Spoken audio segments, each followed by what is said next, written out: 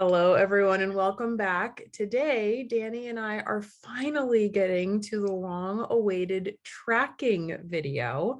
We are going to show you how to go into Carb Manager, input your information, to create a recipe, to track just a regular one-item food, how to set your macros, and we're going to talk a little bit about macros, why you may want to track them, some good reasons. I know for some people it's, oh no, don't worry about it. And for other people like me right here, it's kind of a necessary thing. So we will get to that in just a minute. With every start, we are born again. Open your heart, spend this time in your head. So Danny, welcome back again. Thank you, people Amy, are- for having me. start to think that we like each other or I something. know. Another great topic to talk about that we both love for many different reasons. Oh, and I have to bring up the obvious. Right? I was just thinking that. Okay, y'all see this going now. It's not an actual fire. It's just like an electric fireplace. It is 11 degrees outside right now. Danny, what are you sitting at? It's 75 where we are right now. So full disclosure, I will say we're just outside of Sacramento and it is very unusually warm right now. So I was just telling Amy, I just turned the air conditioner on. I don't think we've ever turned on the AC in February. So that is why I'm sitting here in a tank top and Amy is sitting there with a faux fire behind her. And in long sleeves, and I'm probably going to get up and put a blanket in my lap at some point in time because I'm going to get cold. So anyways, Danny, can you do me a favor and just do a little bit of a rundown, and then we can both give our reasons why, but why someone might want to track? Why even bother? Yeah. So I think to just kind of start off macros, macronutrients, proteins, carbs, and fats. When we talk about tracking, we're talking about tracking the amount of proteins, carbs, and fats that we're eating on a daily basis. So when my personal experience with tracking years ago was to eat as little as possible. I was on restriction diets. I was on yo-yo diets. I tracked points. I tracked calories. I did track some carbs years ago without looking at the proteins and fats.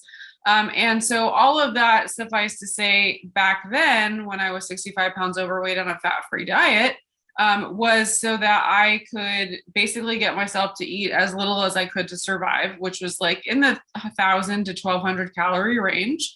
And then from there, I had weight loss stalls and, tons of dieting issues that never got me anywhere. And that's kind of how I got down the low carb track. So that being said, kind of fast forward to, quite a few years ago when I was tracking the right way, I started tracking to be sure that I was not under eating, because what I was finding was that I had lost some weight and I was still working on improving body composition, but I was, again, in a stalled place. And we hear a lot about weight loss stalls and all of that. So I decided I was going to start to enter my food. It was very scary for me because I had this mindset of scarcity as far as tracking went.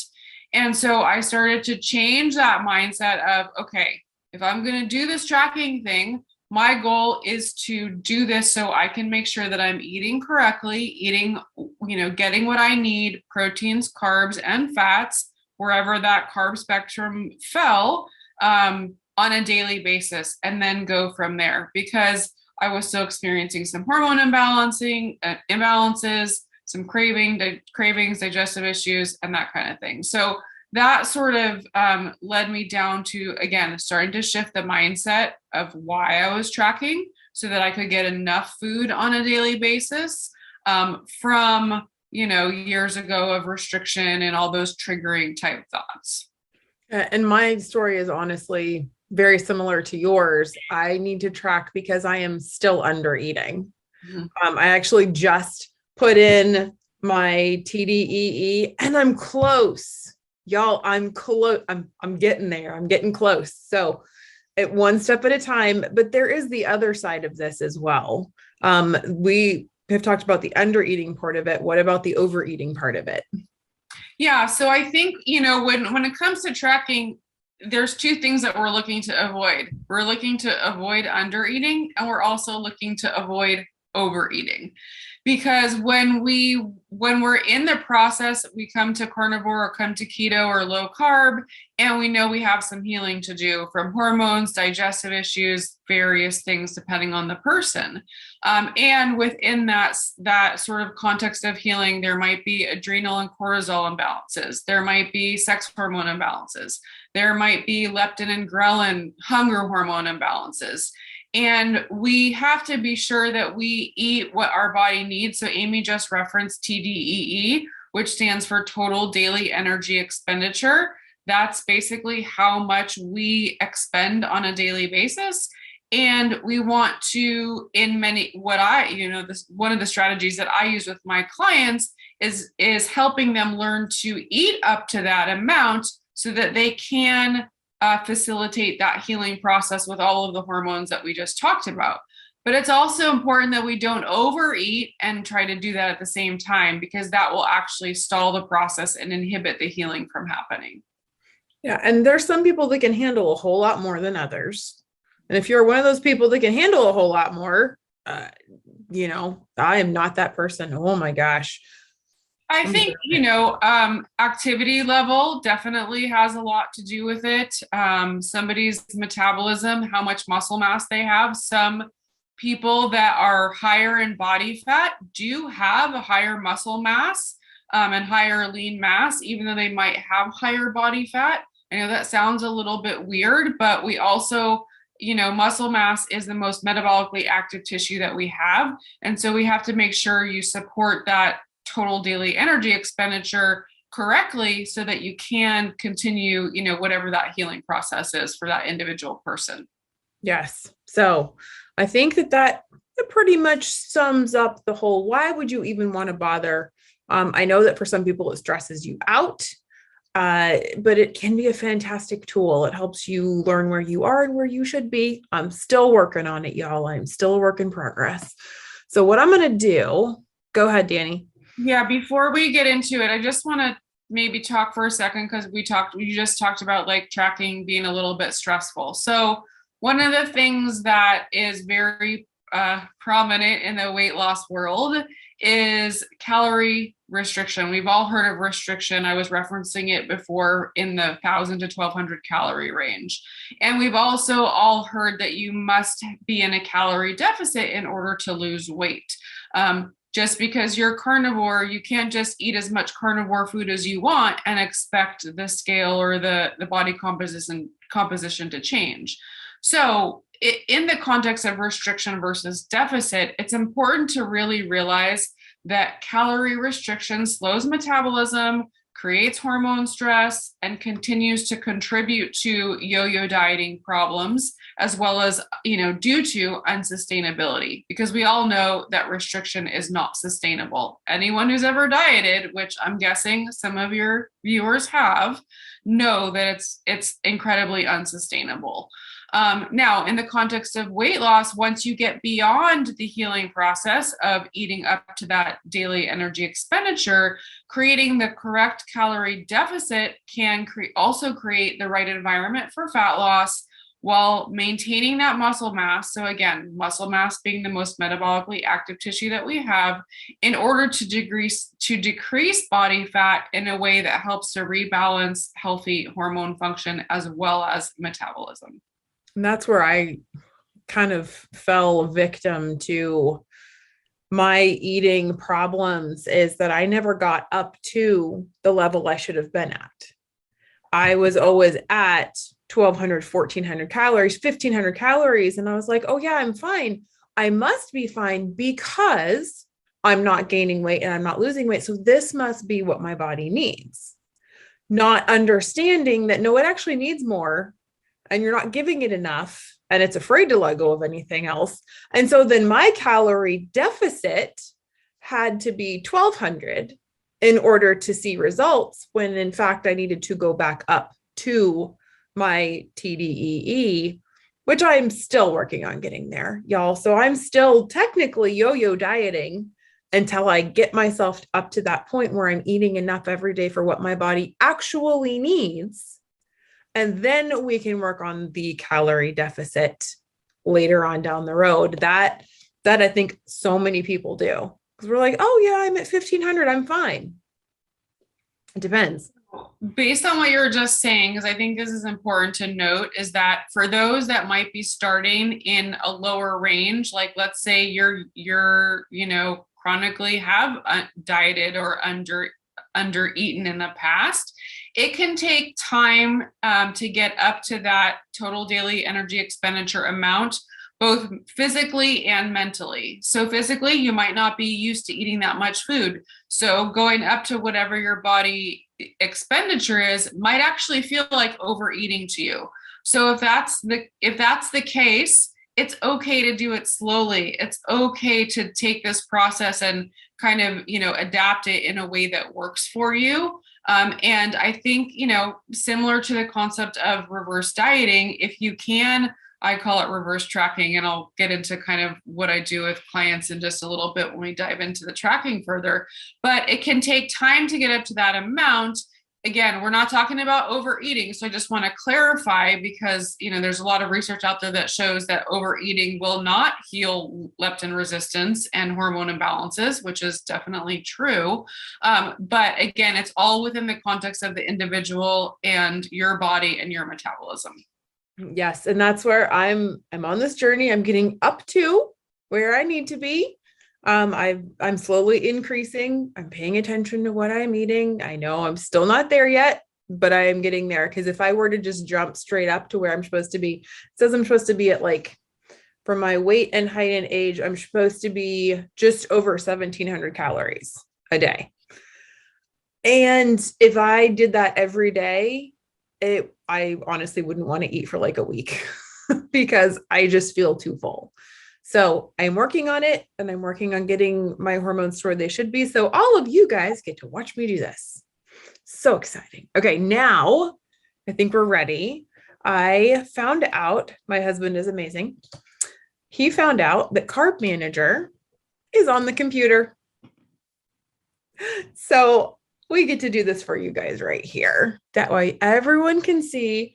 I like Carb Manager. Some people like Chronometer. I've never been a big fan of Chronometer. Right. Yeah. Every time I try to use Chronometer, because I know there's a lot of valuable information that a lot of people like in that app, I cannot figure it out for some reason. So on that note, what I do tell people is, yes, Carb Manager tends to be an easier app to use. There are a lot of apps out there. If there's one that you download and you start using and you feel like, really resonates with your way of learning or however you like to see things, by all means, go for it. We're just going to show you this one because it's the one that we are familiar with. And it's a place to start if you've never done this before. So is this it? You can see right here, I messed with my stuff. So it shows that right now my macros are at 1400 calories. That is not true. It's not what it should be. So we're going to adjust it. I went in here and I messed with everything. So we had to fix it. My fat is at 120 grams. My protein is at 62 grams. My total carbs are at 20. So I'm going to come down. There's a little, looks like a tiny little building where you could put your picture in here if you wanted to do that. I just haven't bothered doing it. And you know what's funny? I've actually gained height.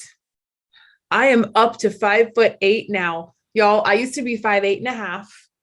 And then I found out I had a severe vitamin D deficiency just before I found out that I had my severe gluten sensitivity.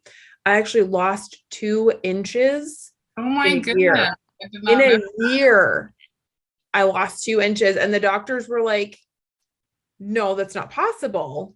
But then they went back and looked at my medical records. I used to be 5'8.5", and I was down to 5'6.5". And they were like, well, you're slumping. I mean, the lady was like literally pulling on my head trying to get me to go taller. I was 5'6.5".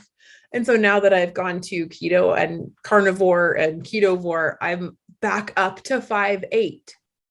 I'm 41 years old. You're not supposed to still be growing. So how cool is that? Anyways, just had to throw that in there. Okay, so what we're gonna do, I'm gonna change this. And that's not right either. It's been a minute. I changed that too. Okay, so you can come in here, you can put your name, your last name. That's also not my birthday either. But 5 foot 8 inches, 160 pounds. Thanks, COVID, for that. That's fun. Lightly active, because I am lightly active. So you have the options to do different things. You can choose which one it needs to be. Now I'm going to come over here to macros calculator. This is one way that you can do it. They can work it out for you of what you want to do. So you can go to keto and it's showing you 18 grams of carbs, 88 grams of protein, and 110 grams of fat. I don't even know what it has the calories set at. If I were to apply that, we're going to hit apply and see what it says. Oh, see, they have me way down. 14. So scroll on the red dial so they can see that calorie number change. So you can manually change this if you want, based on whatever, if you have another formula. Like I give my clients a customized macro formula and I just have them override whatever is in Carb Manager.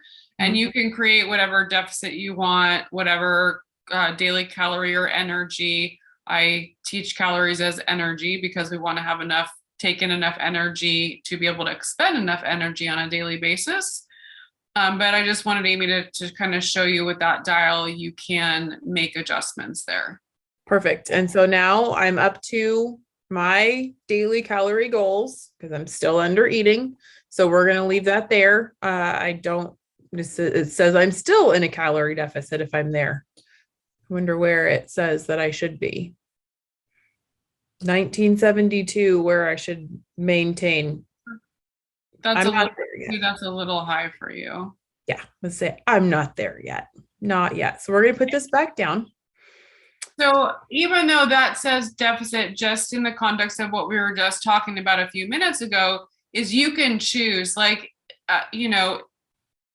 1700 number might be where Amy currently is comfortable eating up to.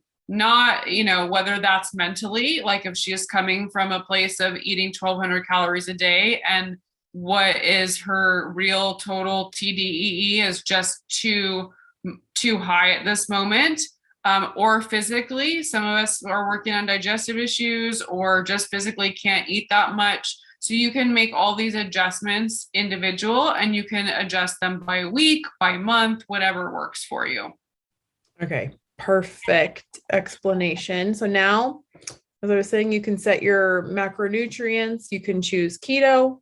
There's a little go ahead and choose custom because those other selections there really lock you in and make sometimes for those that haven't used this before, they might not realize that that's going to kind of dictate what the macros are, where you can again create use that custom function, which is available in the free version, and make more personalized adjustments to those numbers. Oh, yes. And this is the free version.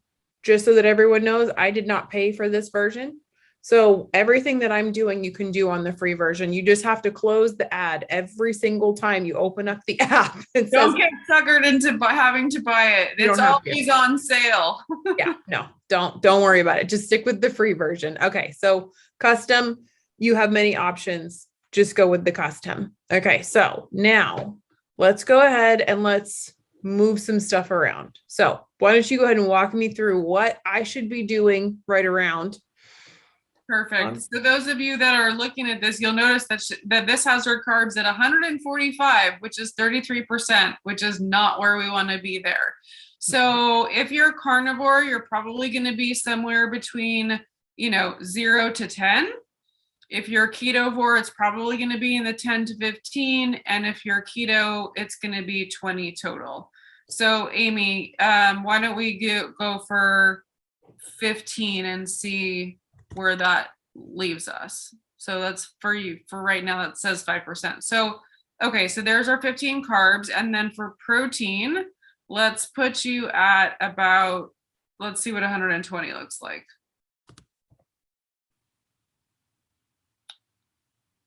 And then fat would be much higher. So probably about 140. So let's see, that's 70 plus 30% is 100. Yep. So that should be it. And then if I apply, Yes. it should tell me, okay, so it says my macros add up to 1800. So now I can decide to stick with 1800 calories, or I can come in here and slide this down a little bit and then hit apply. And we're getting closer. So it's like 1 point off or something like that. Yeah, sometimes these are a little bit funky. So apply macro goals. I'm 2 calories off. Perfect. I would just go ahead and do that. And I was just going to say too, you can decide if you want to, increase or decrease the carb over the fat, protein. We all, as far as protein goes, you definitely we don't want to be deficient there. So if you have the set number of protein that you want, then I would mess with the fat and the carbs. They are a balance. You want to slide them opposite directions. And we all know I ain't doing the carbs. I'm never doing that again. That was terrifying and horrible. It was just an experiment. I'm so glad I did it. I'm so glad that I did it. And now I know. She did never favor what not to do. Oh, I will never do it again. I tried, and I know some people do it, but I'm wondering if those people just never had the mental problems that I did. That was rough. There was a couple of really scary days. It was not worth it. Alrighty. So now we're in here. My macros are set. It shows me how much I'm supposed to have of everything. It shows that I've had nothing in here at all. So I am going to come into breakfast, and I'm going to add to breakfast, and I am going to search for food. We're going to assume that you guys haven't seen any, you haven't done this before. So you're going to look for egg. We're going to scroll past all of those. Those are my saved recipes. So then egg pops up. Common food: fried eggs, whole, scrambled eggs, plain, boiled eggs, egg white only, cooked, raw egg white. There is a difference, just so y'all know. So you're going to want to come in here and you're going to want to try to find what's going to be the closest to what you're eating. So I'm going to go with egg, common food, 2 large eggs. I actually had 4 this morning. So it's going to show you how many carbs, how much protein, how much fat, and then you come down here and it shows it's on breakfast. Then you click add. If that's all you've had for the day, then that's good. I also had it with Kerrygold butter. So I'm going to Kerrygold butter. Right here, pure Irish butter. I have the salted version because that's what my Costco carries. 1 tablespoon. When you click on it, you have the ability to change this from tablespoon, teaspoon. Everyone is different. Some of them have better measurements than others. I had probably 2 teaspoons. I didn't have a full tablespoon this morning. So that shows that we've got 7 grams of fat at 67 calories. You hit add. I don't track my salt. So I don't know if you recommend tracking salt. I just crank the Redmond salt on top of it and call it good. Yeah, I don't track my salt either. And I think that it would be only in, specific cases where salt would need to be tracked. I would focus on getting the food tracking correct and then go from there as far as if somebody really needs to track the amount of salt that they're getting. Okay. So that's how you add an individual food. Now, let's say that you wanted to create a meal because you're going to have the same thing over and over again. So we can go in here and create a new bulletproof coffee. We'll do a bulletproof coffee. So we're going to come in here and we're going to come over to, come back. My foods, my recipes, And then we're going to go right here to create recipe. You're going to pretend that nothing of that exists. Discard. I don't even know what that is. So now you get to name your recipe, whatever it is. You can capitalize it if your fingers work. Just as a side note, Amy, as you're adding this, so everyone knows, as you use the app more and you select more of the foods that you use on a daily basis, as soon as you click the add food in the meal that you're adding it to, all of your most common chosen selections are going to be available for you. So you're not going to always have to go find the egg that's closest to your meal, the steak that's closest to your meal, et cetera, et cetera. So I just wanted to say after you, because a lot of people complain, full disclosure, a lot of people complain that it's tedious, like tracking is very tedious. But I promise you that once you sort of do this for a few days and a lot of the regular foods that you're eating come up in that bank of adding food, it's much easier and more efficient and faster. Yes. And as soon as we're done with this, I'll show you guys what I'll point it out. When I pull up a food, it'll pop right up with my typical foods that I put in here. Okay. I skip all of this. If I'm doing like the PSMF bread, I put how many slices I get, or for the Hawaiian sweet rolls, I will put how many rolls I get out of it as the servings, the serving yield. It says serving size is just a serving. I don't bother with the prep time and the cook time. If you want to get that detailed, feel free. I don't do it. I don't add about the recipe. I keep scrolling all the way down to add ingredients. And then this is what Danny is talking about.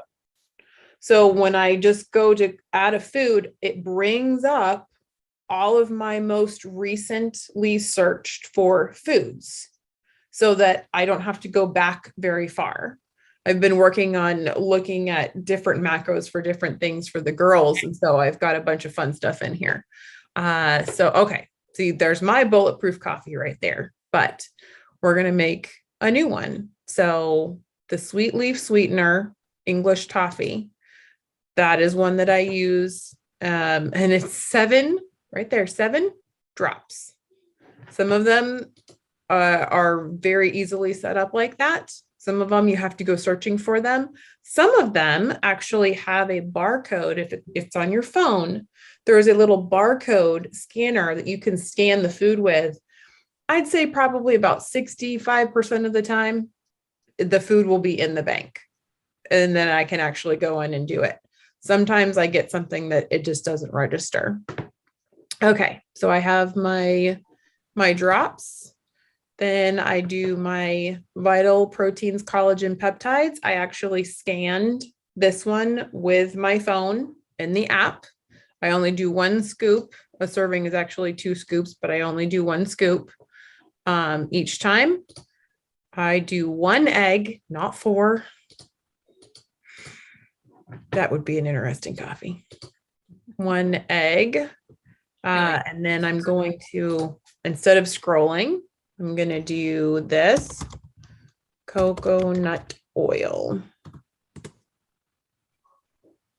This is a common food. You can go through and you can try to find other actual name brands of coconut oil. I was going to say, you can also search for your specific brand as well. I think this is actually the one that I have. So we're going to click this one. I could have typed in Kirkland. I just forgot that's the one I had downstairs. About a tablespoon. I'm going to add that. And then the Kerrygold butter. Again, this is the one thing that really bugs me. In the phone, when you go to clear that, it takes away your text box. So then you have to re-click again up here in search. So that's the one complaint I have about this, but don't worry. No, not that. We're on to butter again, Amy. Butter. And here is the Kerrygold Pure Irish Butter. And I use a full tablespoon. It's a little bit tedious, but if you just put in the recipe the one time, then it saves it for you. You don't have to enter this all in every single time.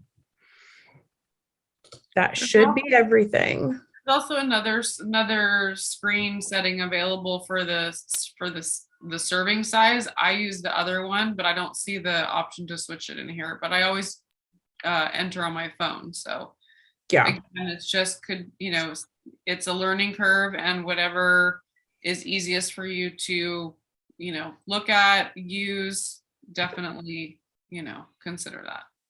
I should add the coffee. The coffee is kind of the base of the whole recipe. You can go through and you can get your exact name and your exact brand. You can try for all of those. I just go for coffee, 12 ounces, because that's what my cup is. I get organic coffee. I don't worry about all of that. I don't have the pro version that's going to show me all the tiny micronutrients. So whatever, it's just coffee. There we go. Okay. So then there is all of my ingredients. Then you have to hit save. I cannot tell you how many times I have done this and I have not hit save. Learn from my mistakes. Create recipe. I do not publish it to the database. This is my personal recipe. I do not give it out for other people to use. Uncategorized, I leave that plain to create recipe. Bulletproof coffee with an exclamation point. This is my bulletproof coffee. So now for breakfast, I did have a bulletproof coffee this morning. I can come in here and add breakfast. And now you can go into, just like I showed you before, you could go to, if it doesn't pop up in that screen, you can go to my foods, my recipes, and then scroll through until you find your one that you just did. Here's mine with the exclamation point. So we're going to add this. You can choose breakfast, lunch, dinner, snacks. Add. Those are my macros for breakfast this morning. So that is how you add an individual food and then how you add a recipe. So if I wanted to add lunch, as you see, all of those foods pop back up again. The most frequently searched, the most recent ones will pop right up so that you can see it. So what did I have? I had hamburger and 2 eggs and a little bit of cheese. That's what I had today. So I could add all that in, but I'm not going to bother doing that. You guys get the gist. You just click on lunch and do it from there. And then you can finish out your day. And then when you're done for the day, it's adorable. We can see if it'll do it. There's a done tracking. Oh, it's not going to give it to me in the phone. You say I'm done for the day. And it has this little celebration and it pops confetti for you. Okay, I want to, maybe a couple features I want to point out if you don't mind. Please. So first of all, Amy, go ahead and click on the 3 dots to the right of breakfast. Okay. So click on copy to. So if you scroll down, you can see there's a selection copy to. This might be one of my favorite features. Now, let's say you're going to have the same thing for breakfast tomorrow. You can click on 13. You can then select, Amy, click on lunch and then click back to breakfast so they can see those are active selections. Lunch, now breakfast. And then she's going to click copy to tomorrow, because I do recommend often planning ahead. This is really helpful. And there it is. Tomorrow, you already have the breakfast entered. So again, this goes back to what we were talking about a few minutes ago. After you start to enter in the foods that you eat most often, number one, they pull up in the database as soon as you click on add a food or add breakfast. And the second thing is that when you repeat meals over again, because let's face it, we all do, that copy to that next meal is like one of the most key functions, I think, or key functions, lack of a better word. Features. Features, thank you. In being able to make this efficient and quick. Fantastic. Okay. Any other tricks, tips? Yeah. So I think another thing is to use that pie chart. So under my macros, there you have the pie chart, but then you have let's see, right there, it says 41 out of 120. So that means what she's entered is has already been 41 grams, what she's consumed. And then in the bar across, it says she's got 79 left. For fat, she's had 59 of 133 grams, and she has 74 left. And then it's got her calories and what she's had, 713 of 1737. So this is where you can refer to as you're, getting used to this. And I mean, I still track on and off, guys. So I use all of these things that we're talking about. I use all of it. And this is important. So if you're planning your meals ahead of time and you're trying to fit into your numbers based on 2 to 3 meals a day, this is an important place to reference. You also have your total carbs there. You can see that. And so that is one thing I was going to mention is just, that is like your key for the day, basically. Another thing I was going to mention. Oh, and let me show you how to delete in case you added something on accident or added too many times. There's these 2 little lines over here. You're going to click on that. There is edit, copy, or remove. So if I don't want to have eggs tomorrow, there we go. That's just my bulletproof coffee. With added butter, because who doesn't like added butter? Right? Oh yeah, added butter. You're honestly, sometimes I might go over the butter a little bit on the coffee. Just saying.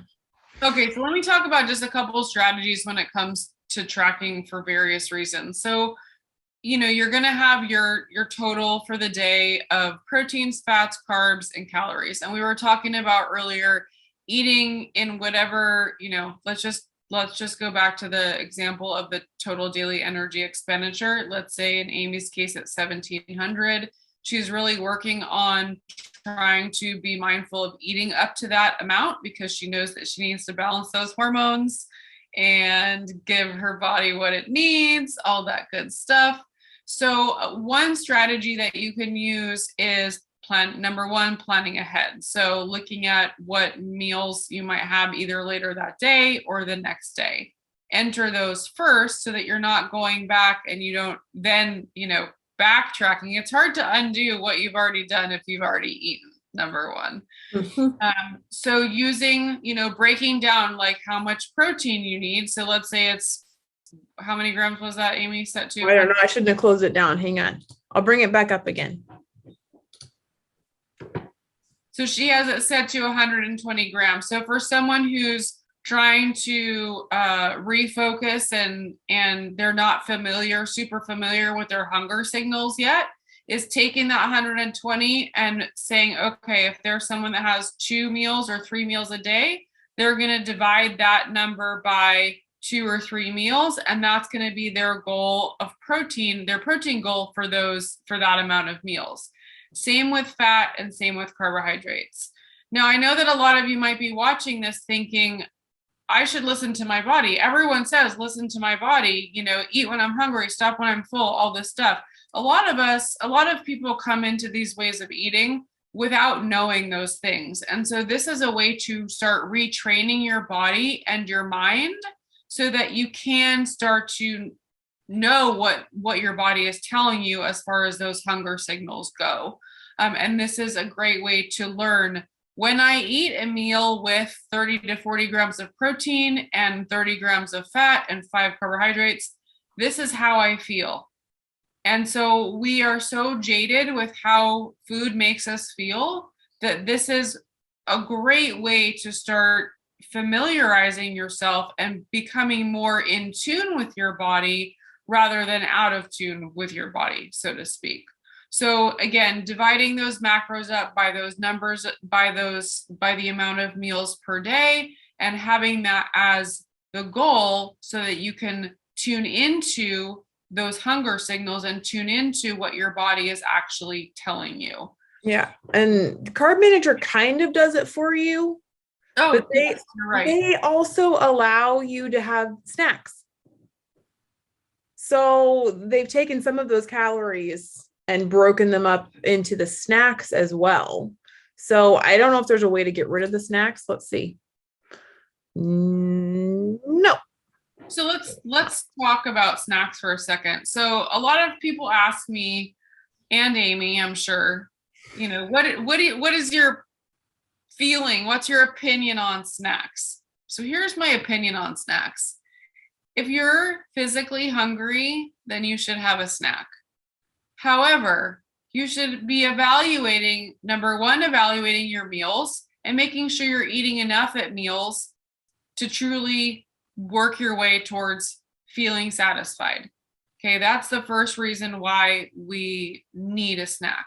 The second reason, and very popular reason why we tend to need snacks, is because we're bored, we're stressed, we're mindlessly eating, we're sitting in front of the TV, we don't like an email that we just read, we're triggered by social media. The list goes on and on. So one of the tools that I like to have my clients use, and I'll share it here if you don't mind, Amy, is the hunger scale. And that is a scale of 1 to 10 on, 1 being the least amount of physical hunger and 10 being the most amount of physical hunger. Now, I realize that some of you, again, are starting to get familiar with those hunger signals, but where this comes in handy is that you get to start to become aware of when you're eating for other reasons and when you're triggered to eat for other reasons. And that's typically when the snacking becomes a problem. So I just want to bring that up because, people say like, what are your rules about snacking? Or what are your rules about eating at 8 p.m. or 9 p.m.? And I don't have rules other than if you're eating for the wrong reasons, then my rules are to let's look at and become aware of why we're eating. But if you're hungry and really need, some people need to eat before they go to bed, an hour before they go to bed, so they don't have a blood sugar crash in the middle of the night and wake up and can't go back to sleep. So there's a lot of nuances with all these little things that I'm talking about. But I'm talking about them because I know that they apply because I've been working with clients for so many years, and it really is individual. So I hope that's helpful. Amy, do you have anything to add or any questions that other questions you want me to address? I was gonna say, I always, when it comes to the snacks, I'm like, if you're really that hungry, just eat a meal. That too. And I know I've heard Danny say the same thing. If you're that hungry, eat a meal. I'd never want you to force yourself through a hungry phase because you're not listening to your body. You're not listening to your hormones. If your body is like, no, I need something, I need sustenance, and you're hungry enough that you could eat like what I put in for lunch tomorrow, then eat that. If you're hungry, eat, don't withhold from your body. Because if your body has been starving, yo-yo dieting for so long, let's feed it. That's like my favorite question is, I'm fasting and I'm so hungry. What should I do? You should eat. You should eat. Yeah. Nope. So, go ahead. Sorry. I was going to say, I put this in for tomorrow for lunch. Cause we're still on tomorrow up here at the top. Perfect. And it says, are you sure you want to add this to your log? Yes, I'm really positively sure I want to add this to my log. So this is actually what I had for lunch today. We're just going to assume that I'm going to have the same thing again tomorrow. 747 calories. So scroll back up. So this is a perfect example. So as you can see, Amy can see what her day looks like up until after lunch tomorrow. So when I track, I like to plan ahead. It's one of the first things I'll do in the morning is not get on social media, but this is part of what I do for myself. And so I'm thinking about my day. For me, it's, am I riding my horse that day? What does my workout look like? What does my client schedule look like? And all those things are factors for me. So in this case, Amy's got 654 calories left, 50 grams of fat, and about 43 grams of protein. So that is just a great thing to look at. Okay, what's available? Are you meal prepping? Are you batch prepping? What does she have in the refrigerator that's going to be ready, or is she making something new that day? So all of these things, is she going to just repeat the same thing that she had for lunch? Because those numbers might fit and she might have a busy schedule that day, and that works because all that food is still available. So these are all things to just think about, depending on your schedule, your life, all that kind of stuff. So planning ahead makes it so much easier. It really does. So I thought about doing this pork belly. So I get the unprocessed, uncured, unseasoned, anything pork belly from Costco. It has nothing on it. They cut it off the pig, they put it in the package, and there it is. Well, if you come in here, there really isn't a whole lot of options. They show you these specific ones. These have 2 grams of carbs. Well, my pork belly doesn't have any carbs in it. So again, everything is the spices and all that, like 5 grams of carbs for those ones. Be aware of that if you get it a pre-done something or other. So right here, salt pork belly sliced, 0 grams of carbs. I would choose this one. There's another one from Trader Joe's that is also 0 grams of carbs. But look at this, 4 grams of protein versus 24 grams of protein. This is where it gets a little bit finicky. Sometimes this is 5.5 ounces and this is 2 ounces. This one, I don't know. They're a little funky. Sometimes you have to sleuth it out a little bit. I usually do this one because it's about a 1-to-1 pork fat to protein. So now let's say I'm going to use this one, pork belly. 5.5 ounces gets me 440 calories. That's not quite enough. It's not enough protein, not enough fat. You can see right here, it shows you if you were to eat this much, this is what you would have left to make up on your protein and to make up on your fat and to make up on your calories. So you can come in here and you can mess with these and decide ahead of time how much you are going to eat so that you know how to get yourself as close to those macros as possible. What I would probably do, eat about 6 ounces of this, and I weigh it after it's cooked. I do not weigh it beforehand. I weigh after it's been cooked because I don't know how much of the fat has dropped off, which is why I like to go with the one that's about half and half. So I'm going to add this. It's going to ask me, are you sure you want to add it? Yes, I'm sure I want to add it. It's brought me very close. So now, do I want to get up to there? Do I not want to get up to there? I'm a chronic undereater. I would generally say I'm close enough. It's good enough, but I'm going to be good. Go ahead, Danny. So the one caveat I would give at this point, because you've definitely had a good amount of food for this day and nutrients and nutrition, is that if you are absolutely full, I would not force yourself to eat more. Good. And I just want to be clear about that. When we talk about undereating, we are also talking about not wanting to undereat for multiple days in a row at 500 calories for 3 months, on end. Though if Amy has what these numbers look like and she has, she's had a great lunch and a good dinner with pork belly and the numbers are a little bit lower, but she is absolutely full and satisfied, then I also don't condone forcing yourself to eat to make it to a higher number in the case that we're talking about. So I just want to clarify that. So I almost always, after pork belly, could use something sweet. I always have that, oh, I kind of want something sweet. So instead of something sweet, I will eat another kind of protein. So that's key, because that sometimes needing something sweet after you have something really fatty like that is often an imbalance of too much fat to whatever amount of protein you had. So Amy then has a chicken leg or chicken thigh, whatever she just entered. And that's even with the skin. Yeah. But the amount of fat on chicken is not that high and the protein is a lot higher.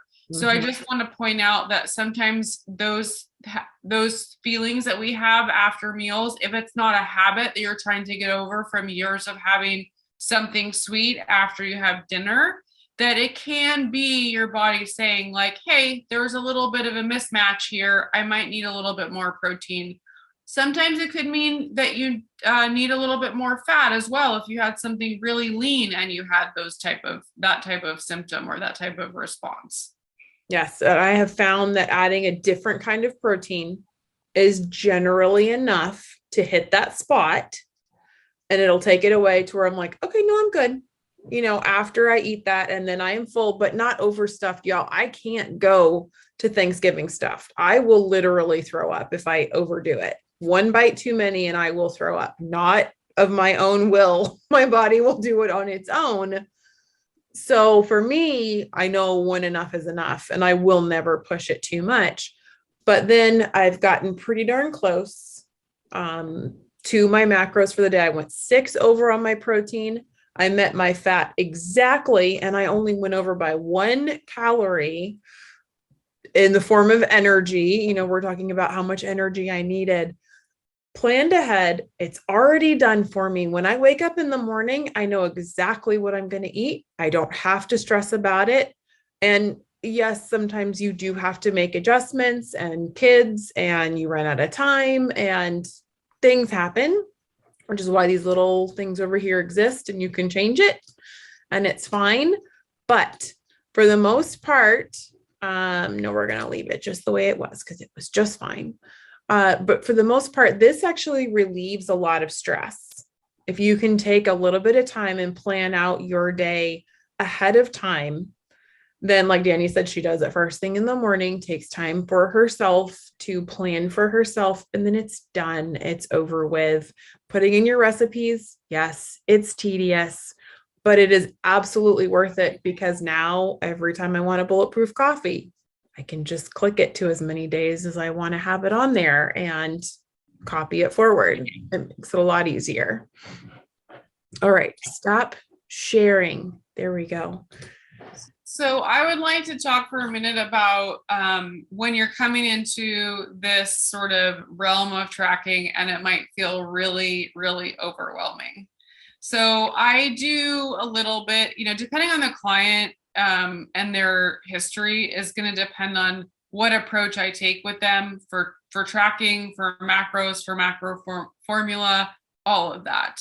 So with some clients, I'll do kind of a reverse tracking thing. And I'll have a lot of my clients just handwriting what they're eating on a daily basis. And I'm looking at those logs for a little while and just making suggestions and having them make changes based on whatever we're working on, whatever their goals are.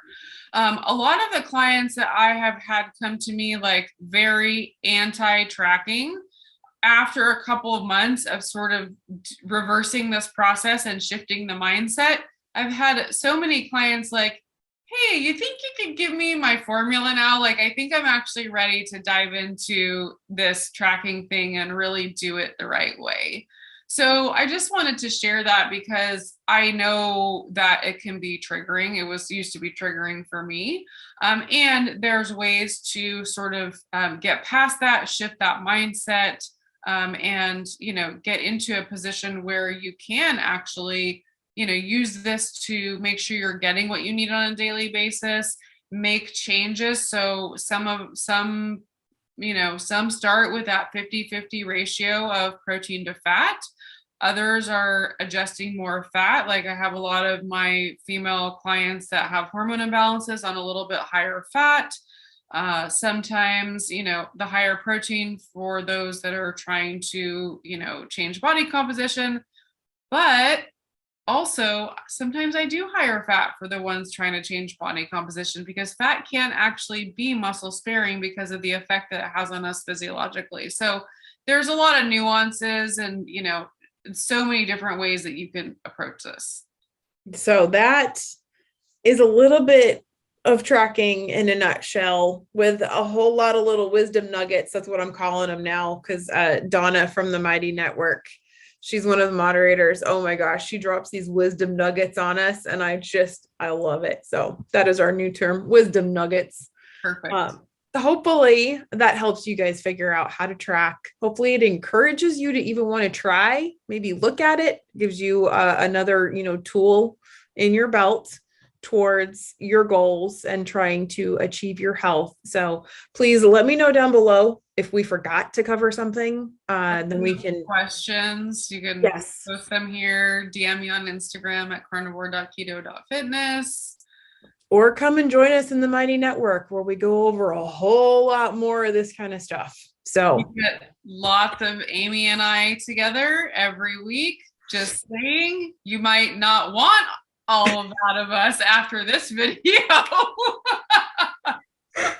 So wait, if we're both like the same brain, am I the right side and you're the left side, or is that switched? I'm not really sure. I think sometimes we probably switch off. I think so. I don't know. We complement each other wonderfully from across the country. Like 7 degrees. We actually lived 45 minutes from each other before we actually knew each other. Don't remind me. I know. I cannot believe we used to live 45 minutes away from each other when we did not know each other. Crazy. Like a cruel twist of fate right there, ladies and gentlemen. Anyways, guys, thank you so much for joining us. I hope that this encouraged you.